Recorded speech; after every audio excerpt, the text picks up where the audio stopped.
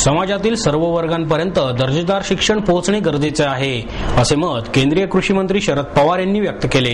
महाराष्ट्र ज्ञान महामंडळाच्या वतीने ज्येष्ठ शिक्षण तज्ञ प्राध्यापक राम ताकोले यांचा 80व्या वाढदिवसानिमित्त पवार यांच्या हस्ते सत्कार करण्यात आला।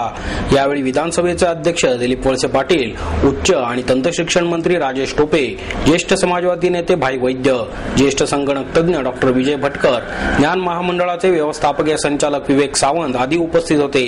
या निमित्ताने प्राध्यापक ताकोले यांच्या लेख आणि भाषणांच्या संग्रहाचे प्रकाशन करण्यात आले। पवार म्हणाले, गरीब माणसाला भाकरीत देव दिसतो, त्यासाठी शिक्षणाचा ज्ञानाचा वापर व्हावा, असाच विचार सातत्याने प्राध्यापक ताकोले यांनी मांडला। दर्जेदार शिक्षण मिळाल्यास देशातील दारिद्र्याचा प्रश्न निश्चितच सुटू शकतो। देशातील शेतकऱ्यांनी हे उदाहरण घालून दिले आहे। आधुनिक ज्ञानाचा, संशोधनाचा वापर करून शेतकऱ्यांनी मोठ्या प्रमाणावर कृषी उत्पादन वाढवले आहे। पीक पद्धतीत बदल करून आज देशात 250 दशलक्ष टन धान्याचे उत्पादन झाले असून धान्य ठेवायचे कुठे हा प्रश्न निर्माण झाला आहे। समाजातील प्रश्न सोडवण्यासाठी तंत्रज्ञानाचा, शिक्षणाचा वापर झाल्यास त्याचा अधिकाधिक स्वीकार होतो, हा अनुभव असून त्या दृष्टीने दर्जेदार शिक्षणाचा प्रसार व्हायला हवा। प्राध्यापक ताकोले म्हणाले, शिक्षणातून मूल्य निर्मिती सोबतच संपत्ती निर्मिती व्हायला हवी। शिक्षण आणि विकास यांचा संबंध लावला तरच शिक्षणाचा खरा हेतू साध्य होऊ शकेल। त्या दृष्टीने शिक्षण पद्धतीने आवश्यक बदल व्हायला हवा। MKCL हे या दृष्टीने एक आदर्श प्रारूप आहे। जीवन केंद्री, समाज केंद्री शिक्षण हेच यापुढील काळाची गरज राहणार आहे, असेही ते म्हणाले।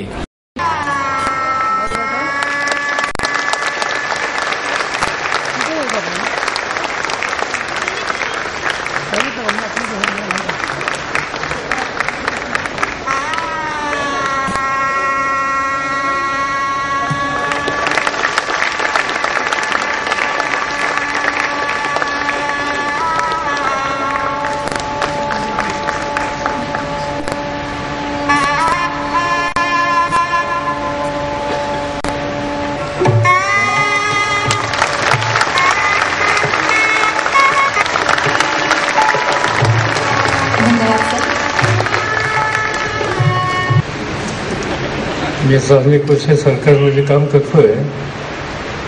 साधारणतः महामंडळाचा आवाज विधानसभेमध्ये किंवा लोकसभेमध्ये मांडायचा,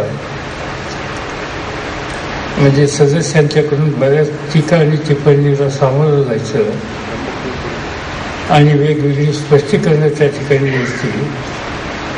हा निदान माझा स्वतःचा तरी अनुभव आहे।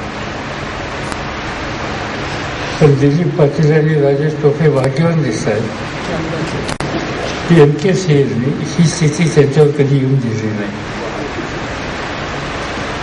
आणि ज्या सरकारने 3 कोटी रुपयाची गुंतवणूक केली, त्या सरकारला 10 वर्षामध्ये 150 कोटी रुपये परतफेड करण्याचं काम केलं। आणि हा चमत्कार विवेक सावंतच करू शकतात, त्याच्याबद्दल माझ्या मनामध्ये कुठल्या प्रकारची शंका नाही।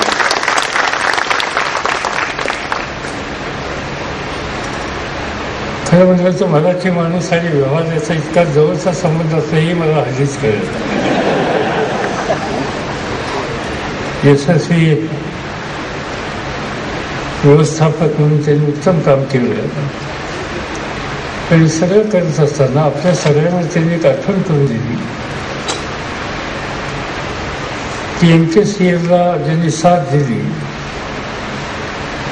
आणि गेली 5 दशकं या देशामध्ये, या राज्यामध्ये, या शहरामध्ये, या परिसरामध्ये शिक्षणाच्या क्षेत्रामध्ये फार मोठं योगदान देण्याचं काम ज्यांनी केलं ते 80 वर्षाचे झाले आणि त्यांचं अभिष्ट चिंतन करण्याच्या संबंधीची आवश्यकता आहे।